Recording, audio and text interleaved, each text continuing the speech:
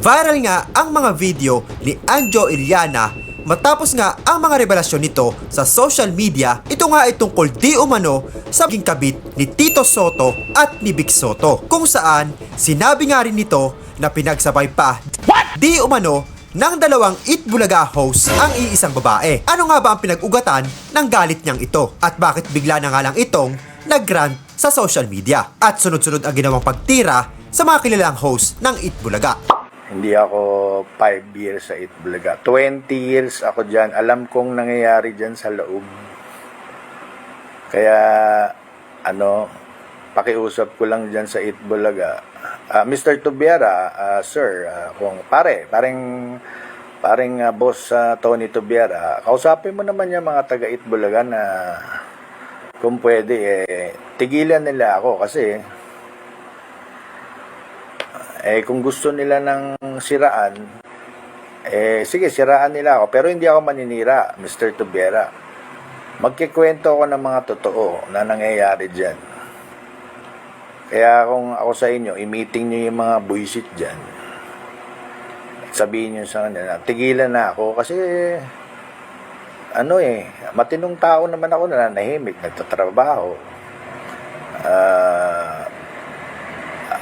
Meron akong vlog ngayon, pasok sila ng pasok dito kung ano sinasabi. Na-trace ko po, Mr. Tubiera, same user, ibang account, same users. Yung ibang account nga, yung 5 years ako pa ginagamit pa eh. Tito Sen, gusto mo ba talaga? Meron ka pang Christopher Min ngayon. Gusto mo talaga? Gusto mo talaga sabihin ko sinong kabit mo at kung sino yung girlfriend mo sa Itbulaga na naging girlfriend din ni Bossing, sabay pa kayo. Sasabihin ko lang yung address kung saan mo binabahay yung girlfriend mo sa Itbulaga. Tapos ka na.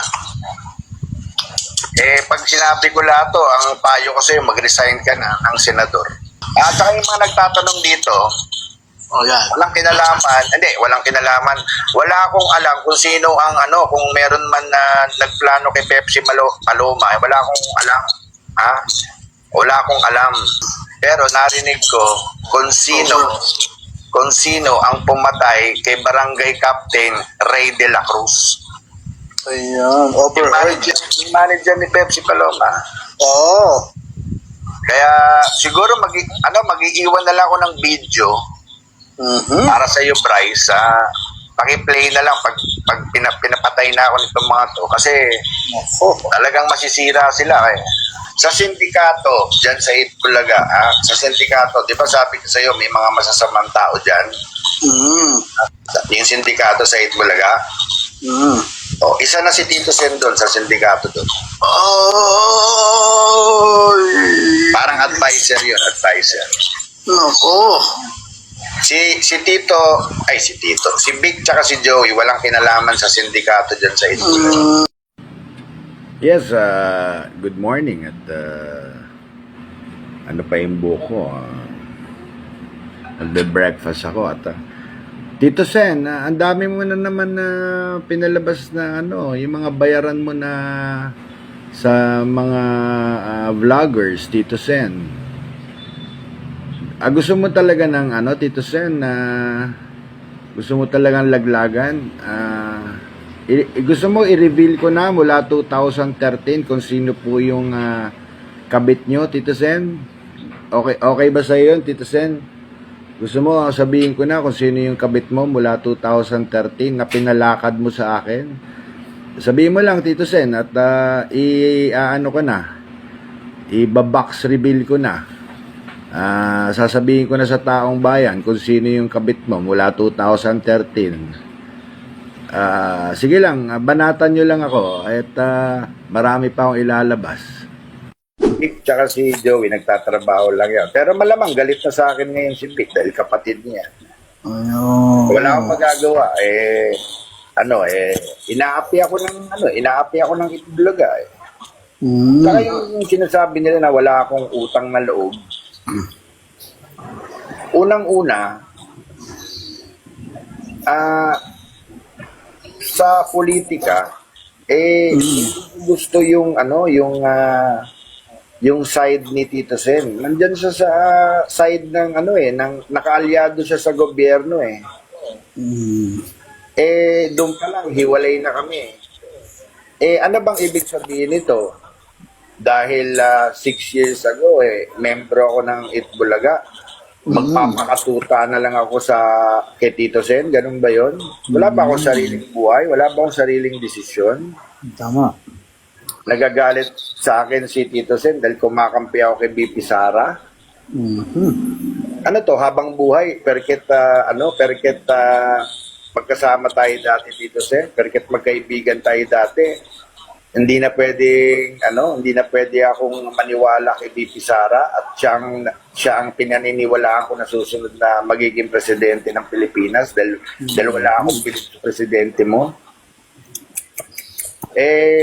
Tuta mo, Tito Sen, habang buhay? Teka muna.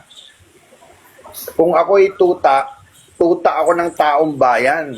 Tuta ako ng mga taong may hirap na ninakawan nitong gobyernong to. Yan. Tuta ako ng taong bayan. Tuta ako ng mga ninakawan. Aminin ko, tuta ako. Pero kung nagagalit ka dahil bakit hindi ako tuta mo, Tito Sen, talagang hindi ako sasama sa idin sa gobyernong yan dahil ang daming nakawan dito sa gobyernong to. Talagang never ako sasama dyan sa gobyerno. Hindi ko susuportahan tong gobyerno to dahil ito na ang pinaka-kurakot na gobyerno sa tanang buhay ko na naranasan. Tapos wala pa nangyayari. Tapos susuportahan ko kayo dyan sa nyo. Hindi, dito ako kay BP Sara. Dito ako. Dito ako sa DDS. Magdedeklara na akong DDS. Mag-a-apply na akong senador Bryce. Oo. Mag-a-apply na akong senador dito kay BP Sara. Oo, titikat ka na. Titiket na ako para kung manalo ako pagdating ko sa Senado, sige, doon kami Debate. ni Tito Sen. Oo. Pero ano nga ba naging dahilan bakit nawala sa Itbulaga itong si Anjo Iliana? Ito pala ang rason kung bakit nawala si Anjo Iliana sa Itbulaga bago pa ang mainit na away sa pagitan ni Anjo at Tito Soto. Anjo Iliana was forced to resign sa Itbulaga dahil nasangkot ito sa scam na nabalita pa noon sa Raffy Tulfo in action. Ang school kasi na pagmamay-ari nila ay hindi pala credited sa CHED, kaya naman ang Itbulaga ay tinanggal si Anjo dahil ayaw nila itolerate o makasama ang mga tao na hindi gumagawa ng mabuti sa kapwa Pilipino. Ito ay malaking conflict na sa gawain ng Itbulaga na magbigay ng kasiyahan sa bawat Pilipino. Samantalang, naglabas nga rin ng saloobin ang ilang netizen tungkol sa issue nito. At ito nga ang sinabi ng ilan sa kanila. Guys, nakakaawa si Anjo Iliana, no? Nakita nyo ba yung mga pinagagawa niya sa social media?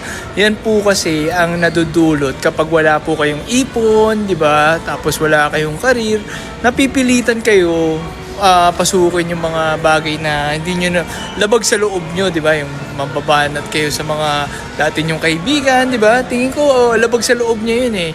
Siguro, merong nagbigay sa kanya, hindi natin alam. Tapos, merong nag-offer sa kanya, merong, di ba? Ganun eh.